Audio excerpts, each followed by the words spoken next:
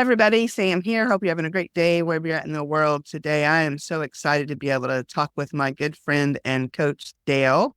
And we have been connected for a few years now. And because of the coaching that I've gone through with him, my life has improved in so many ways. And so I wanted to highlight him and have a conversation today. And Dale, I'm so glad you're here. Say hello. And then we'll just talk a little bit about how we met and then just see where the conversation goes. All right, sounds good. Hello, everyone. Isn't Sam such a great person? So thank you for doing this, Sam.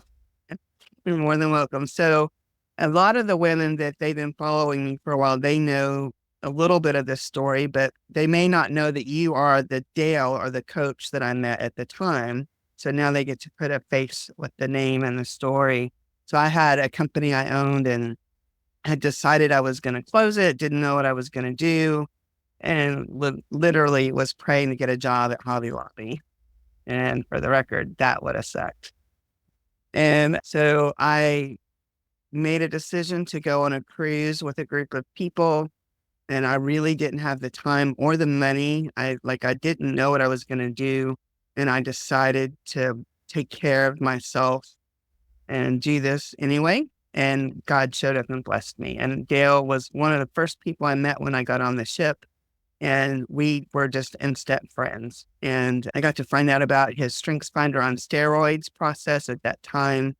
And I went through it, and it was a big deal because I recognized really quickly that I had been trying to get better at all the things I was never going to be good at. And so, Dale, you want to talk just a little bit about that? I know you do a lot of different modalities. You don't do just StrengthsFinder. And there's a lot of different things that you do to help people in business. But just talk a little bit about maybe the light bulb that you maybe saw in me or in other clients when they realized, wait a minute. Yeah. I work on basically three major areas, and my whole thing is to get people to work on their life purpose, or what I actually call the calling. Okay. What's the calling of your life? Why are you here on this planet at this time and all that sort of stuff? But to get calling, you have to start with who are you to start with? Who are you and whose are you? Now, I'm very Christian. I'm very open about my faith.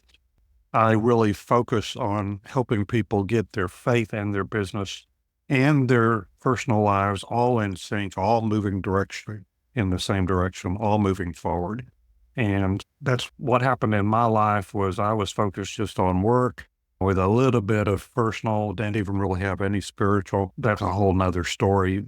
You've seen part of that story, but really lots of times people need to start with who are they and whose are they? And who are they? Lots of times we think we're one way, but we're really another way. I can see that was in your case. You thought you were a writer, right? And you're really a creator. You're not a writer. Okay. And there's a little bit of a difference. It's a subtle difference, but it's a little bit of a difference. And that's why I think the Clifton Strengths, or the old StrengthsFinder is the old name. I think that's why it was so powerful for you. Is even before we even started coaching on it, you took the assessment and you called me up and said, "Hey, Dale, your test is broken." Yeah, it's broken. It's broken. It's just communication is like 14. The fact that it's been over 5 years and I still remember what number it is, means there's a little saltiness there. But it was true, because even though I had I owned a publication where that's what it was, sharing stories and things. And I had published all these books and stuff, but they weren't really books. They were journals. It was a space for people to write. And so it was a big deal for me. And then I remember how strategic is my number one. And then, so I have this beautiful gift that I'd never recognized, that when somebody tells me what they want, I can see where they're at and all the little things that it takes to get them over here. And I used to get really frustrated when people wouldn't see it like that. And I'm like, oh, wait, not everybody has this. And it's not something that you can really learn. Either you have it or you don't. And by being able to create your Admin Ninja based on that, where I can see all the pieces and then get people to help support me, because discipline is not strong for me. but responsibility is. Mm-hmm. Connectedness is. Mm-hmm. And so by seeing all the things that I am good at and that just come natural, build on that and fill in the gaps. And that's why your Admin Ninja has been a success. So continuing, Exactly. thank you for you. Exactly. And we're so similar. I think 4 of our top 5 are the same type of thing in the Clifton strengths. So strategic's number 1 for me. Responsibility is 2 and connectedness is 3. And I know those are in your top 5. And so that's why we get along. We understand each other. We understand the frustration of being able to know people say they want to be here, but they're over here someplace. And we can see the steps. And so there's lots of times that people will come to me, they actually have a pretty good grasp of who they are. They've done a lot of work on themselves or whatever. They don't all have to go through the Clifton strengths, but they do need to understand how they relate to themselves, to the world around them, to all that sort of stuff. And so the next big piece after what I call the identity piece or the who piece, next big piece I focus on is the relationships. And I call that the community. And so you got the identity and the community piece. And the community is anybody and everybody that's around you. It's your family, it's your church, it's your support system, it's your work. You spend more time at work than you do with the family, right? You might as well have a good relationship with the people you work with, right? And getting all that in place. And my favorite tool for that right now, over and above the Clifton strengths for the who are you, my favorite tool for the community is the Working Genius. And I know you've taken that, and I think that has, for me, it's really opened up my eyes on how teams function together and how sometimes people in a team will judge somebody else on the team because they're not doing something that they expect them to be doing or whatever. And it's so unconscious because we always come from our own geniuses, right? Our own strengths. And just like the Clifton strengths, it focuses on the energy and joy. Does it give you energy and joy when you're doing it? They're either in the strength or in the Working Genius, either one. Those are where you need to focus on. And those things that drain you of energy and joy, the working frustrations, the lower level things on the Clifton strengths, those are the things you need to avoid. And you need to set up your life so that you're not focused on those all the time. Yeah. Can you give an example of the Working Genius of some of the zones of genius? It's actually a very simple model. So let me just give you all 6 of the types. And the idea is that every job requires some portion of each of the 6 types. Every job starts with wonder. Wonder is the big thing, the big picture, the head in the clouds type thing. But it starts with the questions. What should we even do? Why are we doing it? What good is this going to do for the world? Where do we go? Is this something the customers really want? Things like that. So all of those questions come out of wonder. Wonder leads into invention is coming up with solutions or answers to those questions. And so you can come up with all kinds of answers. I can come up with tons of them. This is one of my geniuses. This is my number 1 genius is ideation. I can invent stuff, and you see me do that all the time. And it's a detriment to me because I overuse it. And that's the case with both strengths and Working Genius. If you overuse one of your geniuses, it can get you into trouble. The next one then is discernment. Is this the right solution? You can have great solutions. You can have a bunch of solutions. Not all of them are great. Not all of them are implementable. Not all of them are practical. And so you want to get the ones that actually do the best job of answering the big question. Then you go from the brainstorming and the more mental type activities into the actual get it done type side of things. And then that next genius is galvanizing. So galvanizing is the rallying the troops. You have to do this quite a bit with your people. Get them all moving in the same direction. Get them saying, okay, we've got this problem, guys. How do we tackle it? How do we get moving as a team to tackle it? The next genius then is enablement. This is not enablement in the sense of enabling bad things, but in the sense of actually enabling other people. Somebody is trying to galvanize you and say, hey, let's get moving. The enablement people are the people that stick their hands up and say, yes, I can do that. Hey, I can help you. I can do this piece of it, whatever. And then the final piece for the working genius is tenacity. And tenacity is all about actually finishing the job, getting it all done, putting the final package or bow on the package, putting the stamp on the envelope and getting it out the door, all that sort of stuff. That's the tenacity piece. And so my geniuses are ideation and discernment. And so when I come up with ideas, I normally have actually thought about, do they work or whatever? And so sometimes I have to have somebody else, such as Sam, who has discernment, say, Dale, have you thought about it this way? And sometimes I haven't, because I tend to emphasize the ideation over the discernment. But this is another case where it has been so beneficial for me, for you to have started this Your Admin Ninja virtual administration company, because you guys do a lot of that tenacity work that I just hate to do. Yeah, That's one of those you can frustrations. have all the ideas in the world, but if it never gets done, then what? Exactly. It sits there and it frustrates everybody. Yeah. Yeah, for sure. Yeah. So I love that. And my team is very diverse. What I've learned through working with you is that making sure that as I bring people on, that they fit different pieces of that puzzle, because they can't all be ideators and they can't all be the get stuff done. We have to have a combination of both.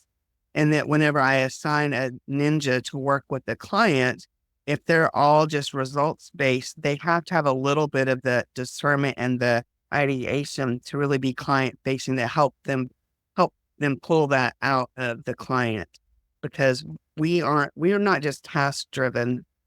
We actually want to come alongside and partner and help be a thinking partner and a brainstormer, to not just be an admin, but an actual part of the company. And so having the right people on my team is critical. So that is a way that you have definitely helped me. But then also how I show up to make sure that I'm walking in who I'm supposed to be and looking. So if I'm just an employee working for somebody else, understanding how I show up in the world, that allows me to help ask the right questions to get the support that I need, instead of feeling frustrated all the time. Absolutely. Absolutely. Yeah. And I've coached you around some of the stuff. You, like me, tenacity is not one of your geniuses. And so it's great that you've got a team of people that are helping you get this stuff done. And I see it myself. Laura, for example, in your team, she does a great job of keeping things on task and keeping things moving and actually finishing them and all those. Laura is magic. All the people on my team but Laura is a special kind of magic. And yeah, wow. All right, so we've talked about the who in the and then the community. Tell me about the third piece, because I know there's one more. Oh yeah, the third piece. So everything comes in three. So I'm starting with the Trinity, right? But yeah, the third piece is actually the why piece, or the big purpose piece. The kingdom purpose is, as I like to call it, it's what I call the calling. To my way of thinking, all these words, purpose, calling, mission, vision, all of these things, people don't know exactly what they are until they internalize them. And everybody internalizes them just a little bit differently. Okay. For me, there's so many people using the word purpose, and for some people, the purpose is a goal. Okay. But to me, that's not nearly big enough. For a lot of things, the purpose is more, what's my purpose in business, or what's my purpose in church, or what's my purpose in my relationship with my spouse, or whatever. Okay. But for other people, purpose is even bigger than that. And so I actually settled on the word calling, because I feel like calling encompasses all of those. And I get this from the Bible, Romans 11:29 in particular, for the gifts and the calling from the Lord are irrevocable. And I've heard it said many times that, yeah, they're irrevocable. They're yours. Just communication is not one of yours, but strategic is. Okay. So that gift was there. It was dormant. You didn't really see it, wasn't using it as much as you could have, but it's there and it's not going to be taken away. but it doesn't also mean that it's actually just going to show up for you. And so you have to do some work, some mining to find all these things. Just the talents and the gifts and the things that were given to you. The calling is something that you discover over time. And the calling is, why are you here? Why do you exist on this planet? What you were going through when we first met. What am I doing here? This isn't working. I know something else ought to work a lot better, a lot easier. What's going on? And so that's where I focus on the calling. And I've got a whole process around the calling that involves a 4-circle Venn diagram. I'm not going to dive into that right now, but I definitely am open to doing a separate thing on it because it's a little bit more detailed. And that's another thing that a lot of people, they look at that diagram and they go, oh, I'm missing that part. And then we work on that part. And then there are other people, I think I got all those pieces, but they don't fit together. We work on how do they fit together. I don't try and sell people stuff they don't need, but I do want them to get to where they have the peace and joy and direction that I have. And I went through all this stuff myself. And when you have that peace and joy and direction, it is just invaluable. Yeah, everything changes when you have that. And so, and I've gone through all the different processes with you, and each layer has built on another. And I do agree that knowing who you are and how you're created in the world to show up, understanding that is so important.